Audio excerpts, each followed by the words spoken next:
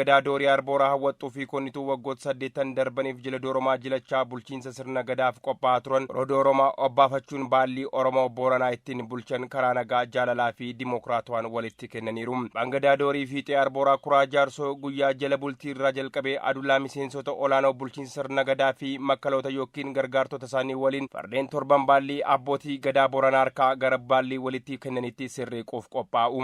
Amma kunoo baalli fuuna ba'uu jirra. Horma qalanii jira. Horma qaltee muk sunirra 7 baalli jira. Horma sunirra bulte.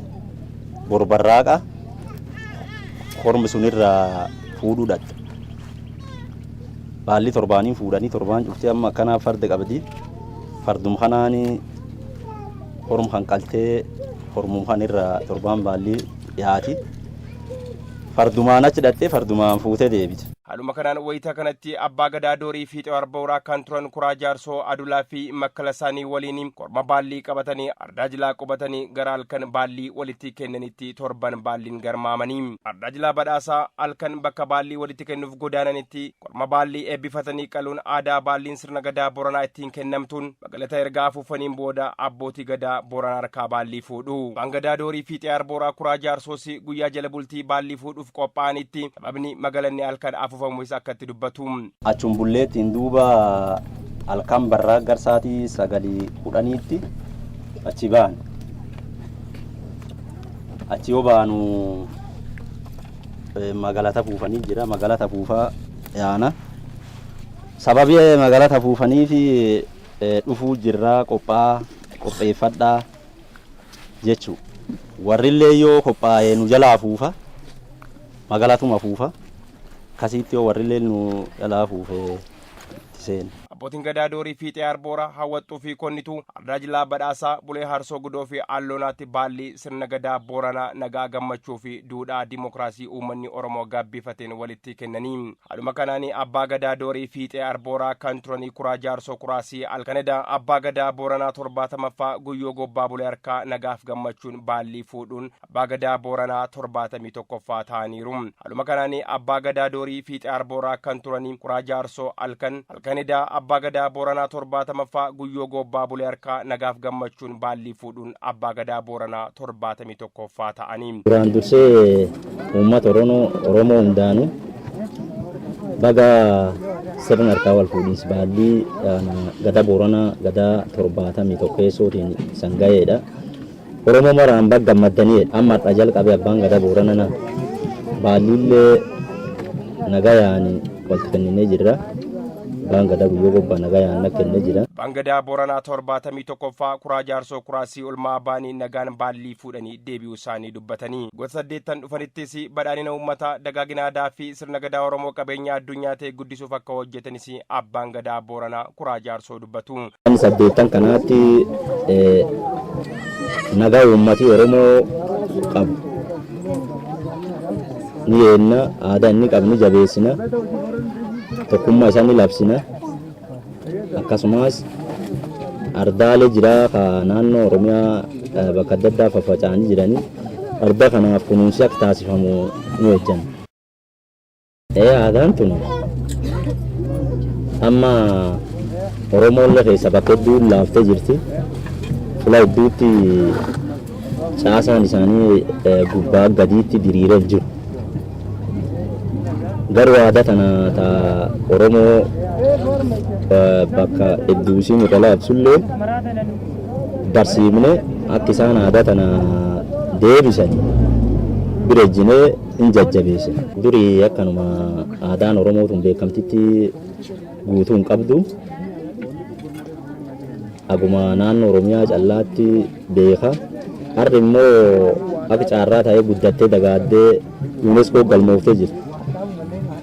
UNESCO galmaa'uun isii caarraa guddaa aadaa tan immoo akka isiin hin banne taasisuu fi diqqa keenya itti barsiifannee guddaa keenya itti gorsine aadaan tun akkasi. Kaayinaa hojiiwwan waggoota 8 dhufanitti hojjetamuufis hawaasni ga'eessaa akka tumsuufis dhaamanii. Guyyaa kanaan gaanii baalli sirna gadaa imaanaa uummataa olaanaa nagaaf gammachuun kennuun goroo gadoomaa marmaaranii obbaafachuu isaanis Bangadaa Booranaa 70ffaa duraanii guyyoo gobbaa bulee dubbatu.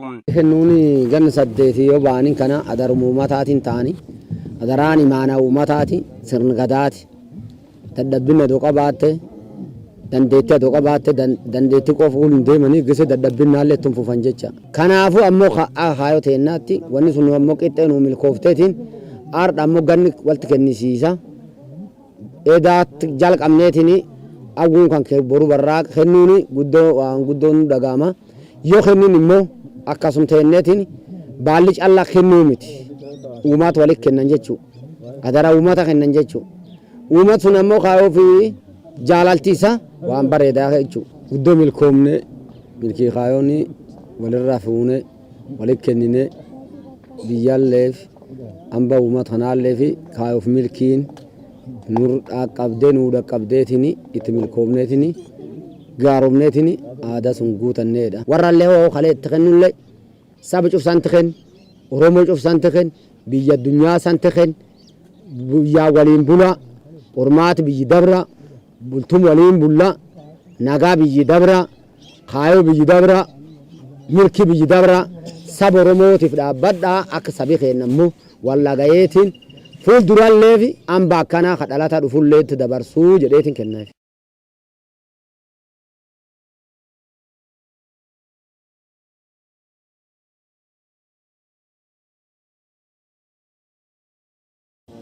Waan argammachuun irrooltu barri sun akka walitti kennuun akkamitti ilaalama akkamitti gammadaa biyya addunyaallee ni caqafte jechuudha. Nullee ammoo akka nurra caqasan sun barbaanne jechuudha.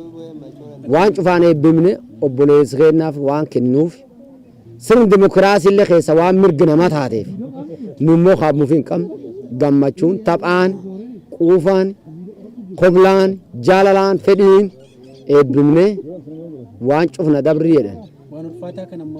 Waan ulfaataa kan ammoo ganna gabaaween ganna 42 yookaan sirna gadooma adoo gada callan taatinuu raabomin jir dooromin jir kuusemin jir ka'uu sirni waan kan cufa qabataniitiin deemanii fiixeenarra ba'aniitiin fixuuni gammachuu gugurdoo seenaa gugurdaan nama gaafata waan kan keessa kufuuni akka guddaa ofirraa shakkiin jirti garuu shakkiin nu dhowweeti waaqilleen kana gaan kalafti teen nagaa aaduun bonaa jiraattu malee walii qixxeessinee kennuuni guddoo nu dhagaamte guddoo jaalala gugurdaa irraa hawwinaa. Fuuldurattis hojiiwwan dagaagina aadaa fi jireenya uummataa fooyyessuufis akka tumsan eeranii uummanni Oromoo aadaa isaa kunuunsee gabbiifachuu akka qabus Bangadaa Booranaa duraanii guyyoo gobbaa bulee dhaamanii. Sirni walirkaa fuudhinsa baallii Booranaa 71ffaa ardaawwan jilaa abbootiin gadaa Booranaa baallii sirna gadaa fuudhanitti sirnoota garaagaraan itti fufeera. Gabaasa dhaabbata raadiyoo fi televezyiinii Oromiyaatiif qindaa'ee Taarraqanii Koorsaa godina Booranaa ardaa jilaa badhaasaa.